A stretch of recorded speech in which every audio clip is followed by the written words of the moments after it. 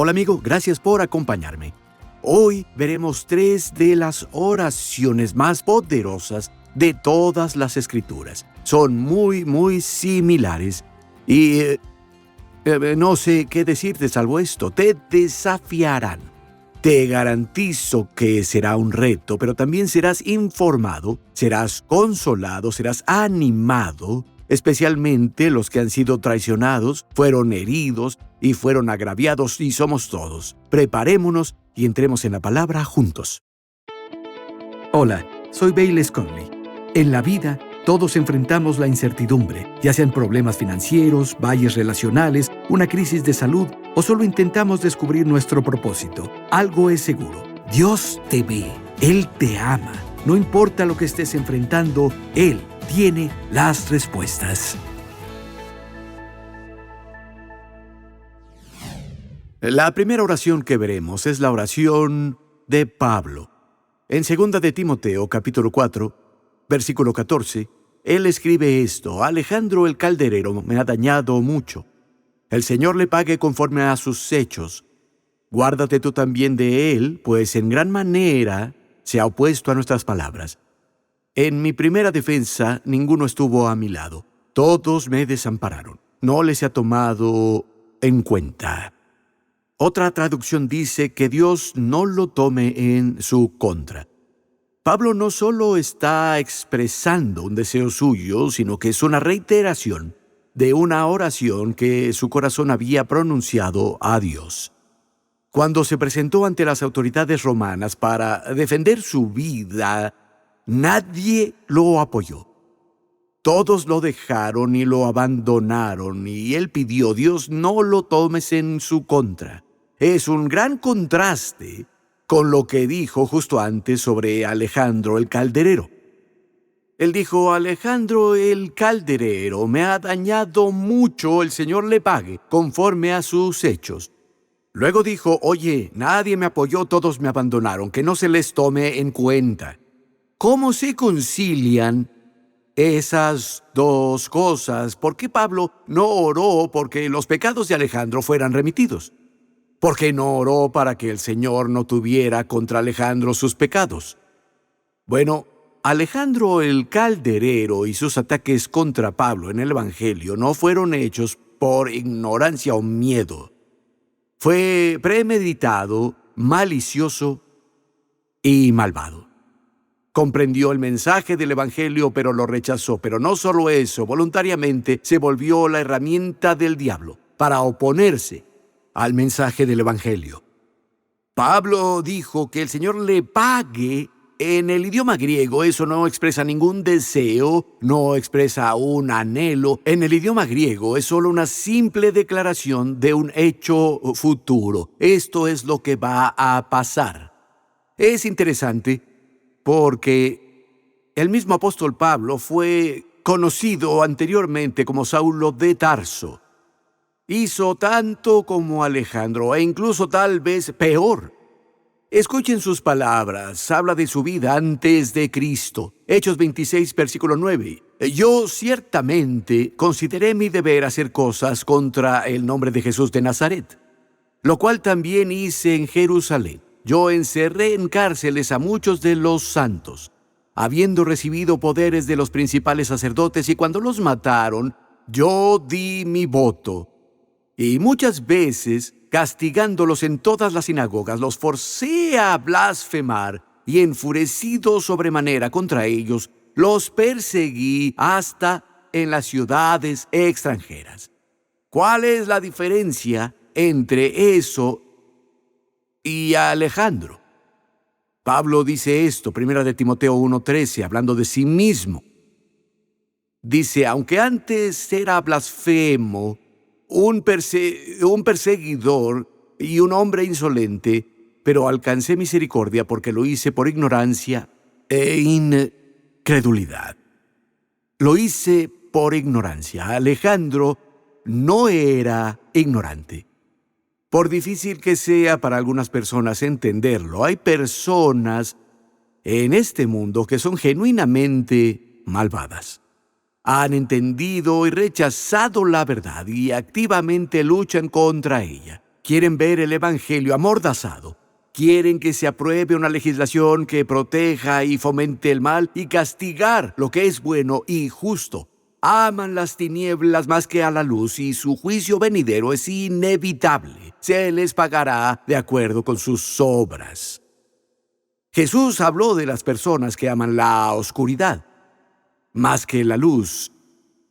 Ahora, pasemos de eso a hablar de la oración de Pablo por aquellos que lo dejaron en su hora de necesidad. Él dijo: en mi primera ofensa nadie estuvo conmigo, que no se les tome en su contra. Él hablaba de otros creyentes.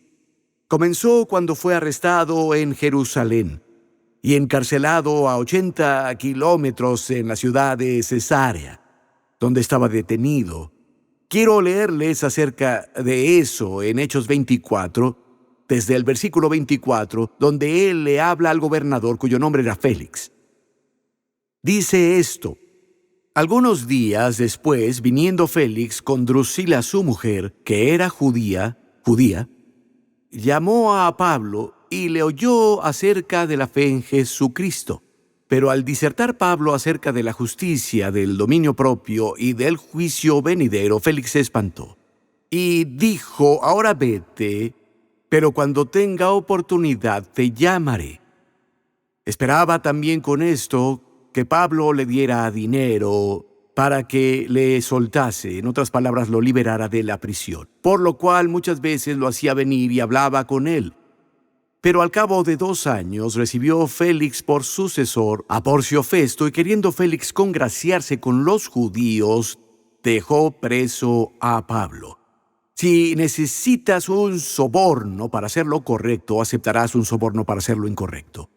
Pero aparte, consideren esto: Pablo estuvo ahí encadenado en la cárcel por 2 años.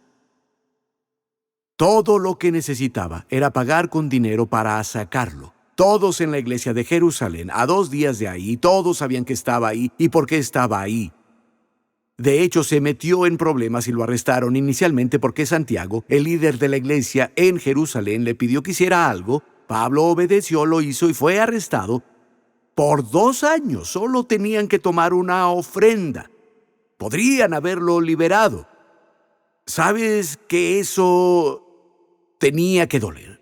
Podrían haberlo sacado, pero nunca lo hicieron. Él apela a César y se va a Roma. Y la iglesia de Roma ya sabía de él, ya habían recibido su carta que conocemos como el libro de Romanos. Estaban muy familiarizados con él y su ministerio. De hecho, en Hechos 28, aún en custodia, cuando no está lejos de Roma, una delegación de la iglesia sale a su encuentro y lo anima. La Biblia dice que Pablo se animó mucho, él le dio gracias a Dios y los elogió por hacer eso. Sin embargo, poco después, Nerón, el emperador romano, intensificó su persecución contra los cristianos. Los estaba agarrando, rociándolos con brea, atándolos a un estaca y prendiéndoles fuego. Estaba iluminando las calles de Roma con antorchas cristianas. Al morir quemados, su carne ardía y ese fue el resultado de la persecución de Nerón. Ahora, no solo no es popular estar asociado con Pablo, tal vez era muy peligroso estar asociado con él. En su primer juicio o en su juicio preliminar, no encontraron a nadie. Toda la iglesia en Roma lo abandonó. Nadie estaba con él, nadie dijo una palabra a su favor. Toda la iglesia lo abandonó. No fueron maliciosos o malintencionados, tenían miedo. Pero su cobardía era un pecado. Un pecado que Pablo oró para que no se le estuviera en contra. ¿Te has sentido decepcionado por gente de la iglesia? ¿Has dejado que esa decepción se convierta en amargura? ¿Guardas rencor porque has sido defraudado por otros creyentes? Hablé con una señora un día. Ella y su esposo eran creyentes, pero ya no asistían a la iglesia. Se molestaron con la iglesia. Sabía que la iglesia donde iban era una buena, que enseñaba la Biblia, y les pregunté por qué ya no van a la iglesia. Ella dijo, bueno, mi esposo y yo estamos molestos. No había ido en mucho tiempo. ¿Por qué? Mi esposo se enfermó, nadie llamó y nadie nos visitó. Le dije, bueno, eras parte de un pequeño grupo, un grupo en casa en tu iglesia. ¿Estaban conectados? Dijo, no. Le dije, ¿tú o tu esposo eran voluntarios? ¿Estaban conectados así? No. Dije, ¿estaban involucrados en un círculo más pequeño dentro de la iglesia? Ella dijo, no. Dije, bueno, en una iglesia grande, si te sientas en un lugar diferente una semana y en otra, la gente no te conoce. Es fácil olvidarte, a menos que te conectes en un círculo más pequeño. Pero ella no escuchó, se sentía justificada y su esposo se sentía justificado por estar amargado, guardar rencor y por eso no asistir a la iglesia. Se sentía totalmente justificada. Escuchen estos versículos, 2 de Corintios capítulo 2, versículo 10. Y al que ustedes perdonan algo, yo también, porque también yo lo he perdonado, y si lo he perdonado, lo hice por ustedes en presencia de Cristo, para que Satanás no gane ventaja sobre nosotros, pues no ignoramos sus maquinaciones. Cuando no perdonas, le das una ventaja al diablo. Él gana una ventaja en tu vida, es uno de sus artilugios. Quiere tener a las personas en falta de perdón y que se sientan justificadas por albergar rencor. Escuchen esto en Efesios 4, esto es de la Biblia viviente desde el versículo 26. Si estás enojado, no peques, alimentando tu rencor. No dejes que el sol se ponga y sigas enojado. Supéralo rápido, porque cuando te enojas le das un fuerte asidero al diablo. He compartido esta historia muchas veces, pero es poderosa para mí. Estuve un domingo predicando sobre el poder del perdón y una señora fue a verme. Fue el miércoles siguiente o el domingo, no lo recuerdo, pero compartió la historia. Dijo, pastor, quedé convencida el domingo y sabía que necesitaba perdonar a mi padre. Fui a casa el domingo pasado y llamé a mi padre. No había hablado con él en años y años y años. Tenía amargura contra él. Lo llamé y le dije que lo perdonaba y realmente lo hice. Dijo, lo que no sabe es que he tenido migraña por 15 años. Sin un momento de no sentir dolor, ni un momento. Dijo, perdoné a mi padre el domingo, desperté el lunes temprano y no tenía migraña. Cuando dijo esas palabras comenzó a llorar. Nunca lo olvidaré. Ella dijo, no tiene idea de lo que es tener migraña por 15 años y de repente ya no he tenido ni siquiera jaqueca desde que me desperté el lunes en la mañana. La ventaja, el punto de apoyo que el diablo tenía en su vida, tuvo que retroceder. Cuando ella perdonó, perdió esa ventaja. Independientemente de lo que sea esa ventaja en tu propia vida, no quieres darle ni un centímetro. Si lo tiene, intentará tomar 1 kilómetro.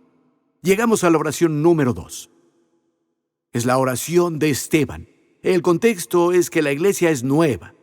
Es una iglesia incipiente, pero hay conflictos en la iglesia. Imagínense. Básicamente es por personas a las que se les sirve comida y algunos fueron olvidados cuando se sirvió la comida. Escogieron a 7 hombres llenos del Espíritu Santo y llenos de sabiduría para encargarse de ese negocio. Esteban es uno de los que está designado para servir la comida, pero resulta que también tenía otros dones. Dios lo usó para hacer señales, prodigios y milagros. Tenía un asombroso don para predicar en su vida, y algunos de los judíos comenzaron a disputar con él. Leemos en Hechos 6:10, pero no podían resistir a la sabiduría y al espíritu con que hablaba. Entonces incitaron a la gente contra él. Hicieron que testigos falsos fueran a decir mentiras sobre él, y fue arrestado ante el concilio judío. Leemos esto en Hechos 6:15. Dice, todos los que estaban en el concilio, al fijar los ojos en él, vieron su rostro como el rostro de un ángel.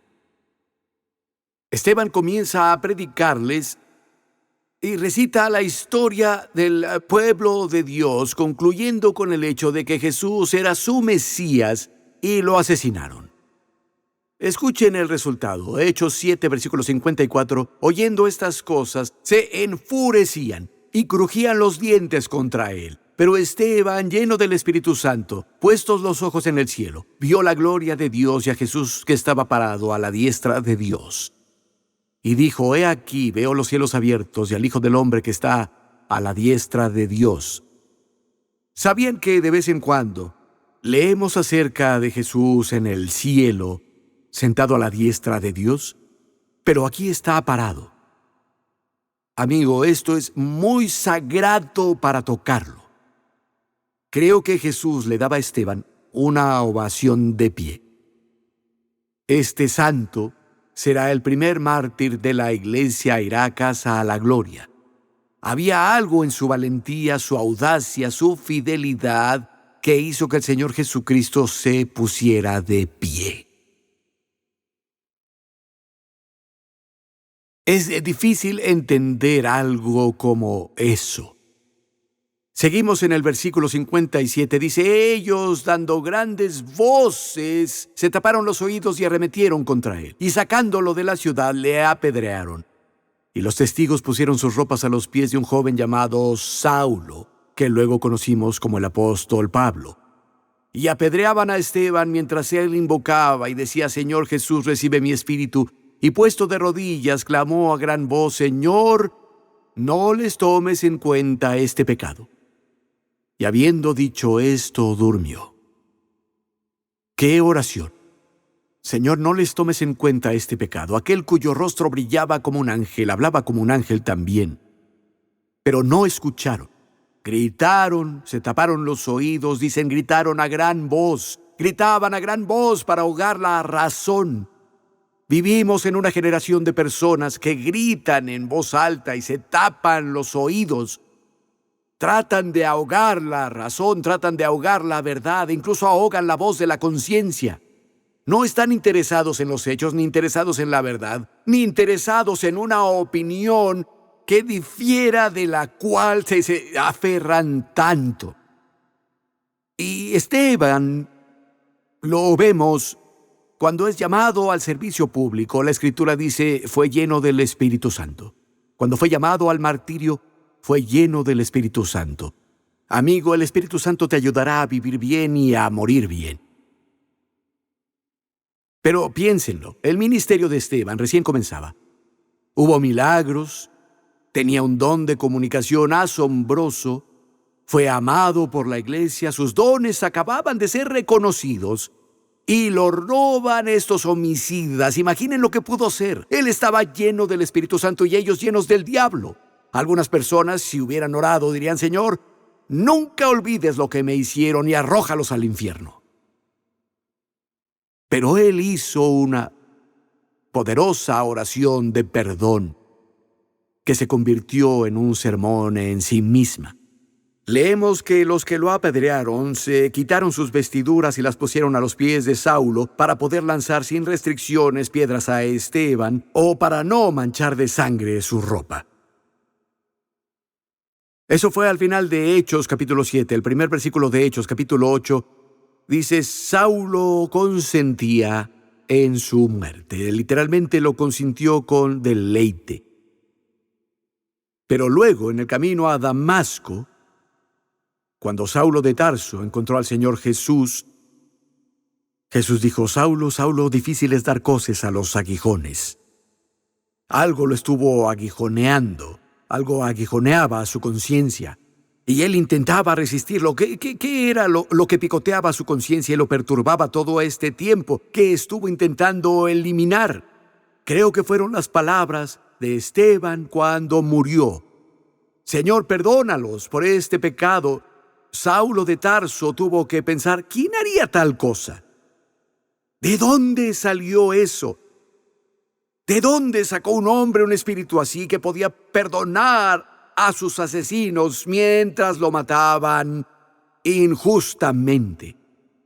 Creo que cuando Pablo vio la gloria de Dios en ese camino a Damasco, lo describió como una luz más brillante que el sol. Fue la misma gloria que brilló en el rostro de Esteban cuando estaba ante el concilio. Sí, esa oración de perdón se volvió un sermón muy poderoso que sin duda resultó en cierto grado en la conversión de Saulo. Quiero mostrarles la procedencia y la fuente de donde viene esa habilidad y ese tipo de espíritu. Llegamos a nuestra tercera oración. Es la oración de Jesús. Jesús fue traicionado, arrestado y sometido a un juicio falso. Lo golpearon repetidamente, fue objeto de burlas, azotes y crucifixión. Lucas 23, versículo 33, y cuando llegaron al lugar llamado Calvario, allí le crucificaron y a los malhechores, uno a la derecha y el otro a la izquierda. Entonces Jesús dijo: Padre, perdónalos, porque no saben lo que hacen. De ahí Pablo, de ahí Esteban y de ahí mi amigo sacaron ese espíritu y esa habilidad. El Espíritu de Cristo residía en ellos.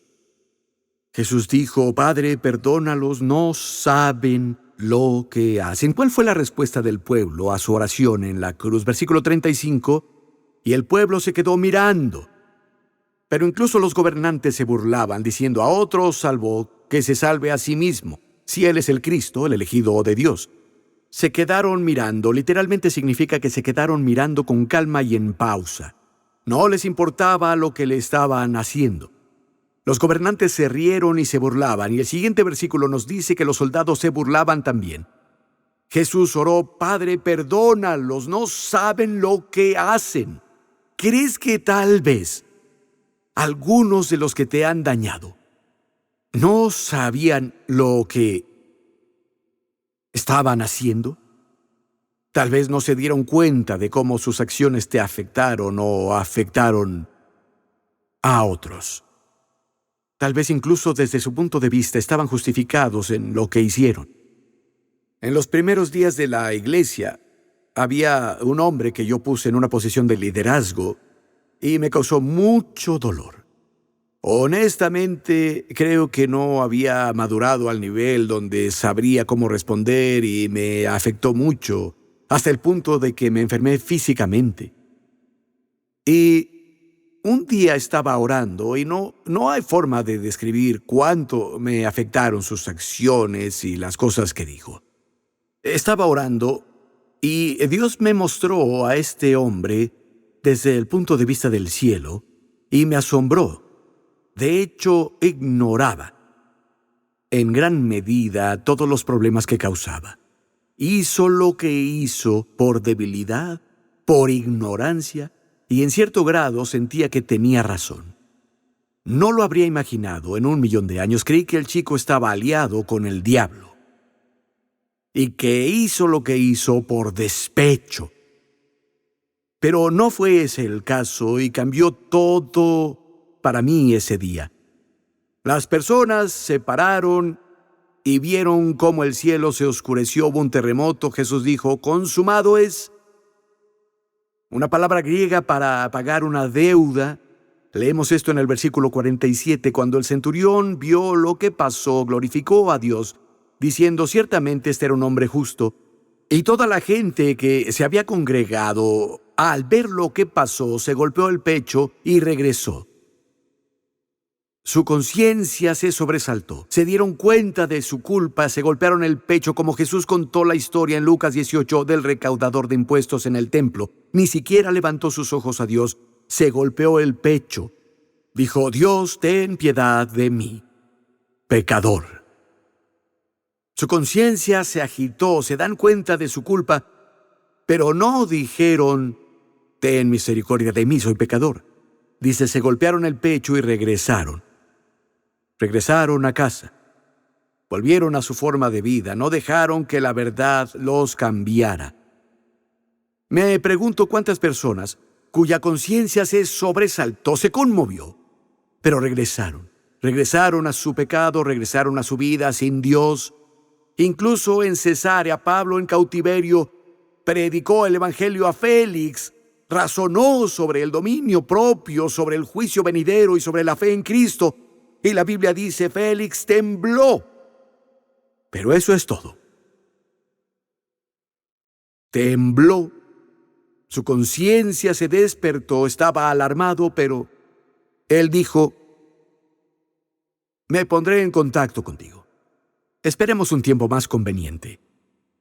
Saben, el apóstol Pablo, en el camino a Damasco, cuando se enfrentó a la verdad del Evangelio, dice que tembló. El carcelero de Filipos, cuando se enfrentó a la verdad del Evangelio, dice que tembló. Pero en ambos casos resultó en su conversión, porque tanto Pablo como el carcelero filipense dijeron, ¿qué debemos hacer? Pero Félix se tardó cuando le remordió la conciencia. Desde ahí se volvió insensible y endurecido al mensaje, porque leemos que a menudo consultaba con Pablo después, pero solo para obtener un soborno. El Evangelio no tuvo más efecto en él. Después de que lo propuso, muchos son grandemente conmovidos por el Evangelio y por la obra del Espíritu Santo. Incluso pueden temblar o llorar, pero posponen y su estado de alarma pasa y sus corazones se embotan. Amigo, cuando se trata del estado de tu alma, los retrasos son peligrosos. Bueno, cuando sea mayor, solo quiero alcanzar mis metas en los negocios antes. Un momento más conveniente. Te diré lo que pasará. La convicción en tu corazón se desvanecerá y te endurecerás en tus caminos. Lo más probable es que Félix ha estado en los tormentos del infierno los últimos 2000 años y, por supuesto, desearía haber respondido a Dios cuando el Señor trató con su corazón. Los ancestros decían, golpea el hierro estando caliente.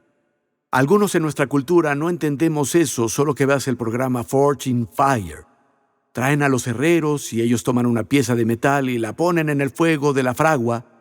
Lo calientan y luego lo sacan. Es brillante, caliente y es maleable y suave. Ese metal caliente lo golpean. Pueden formarlo y convertirlo en lo que intentan crear. Pero si dejan que el metal se enfríe, se vuelve rígido y duro. Y ya no se puede moldear. Amigo, no dejes que tu corazón se enfríe. Hoy, si escuchas su voz, no endurezcas tu corazón, dice la Escritura. Jesús murió como tu sustituto, resucitó de los muertos al tercer día. Tus deudas han sido pagadas. ¿Qué harás con el mensaje? Amigo, no es una coincidencia que me escuches o me veas ahora. ¿Por qué no oras conmigo? ¿Qué harás con la cruz? ¿Qué harás con el regalo de Dios de la salvación? No habrá mejor momento que ahora. ¿Por qué no repites? Di Jesús, dilo audible donde estés. Di, querido Jesús, entra en mi vida. Me alejo de mi pecado y me vuelvo a ti.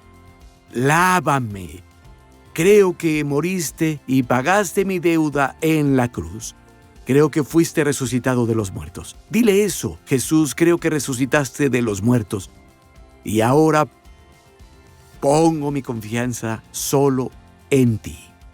Jesús, te confieso como mi Señor y mi Salvador. Amigo, si lo hiciste, lo repetiste de corazón, Dios te escuchó. Nos encantaría saber de ti. Nos vemos. Bendiciones. Gracias por ver Respuestas con Bayless Conley.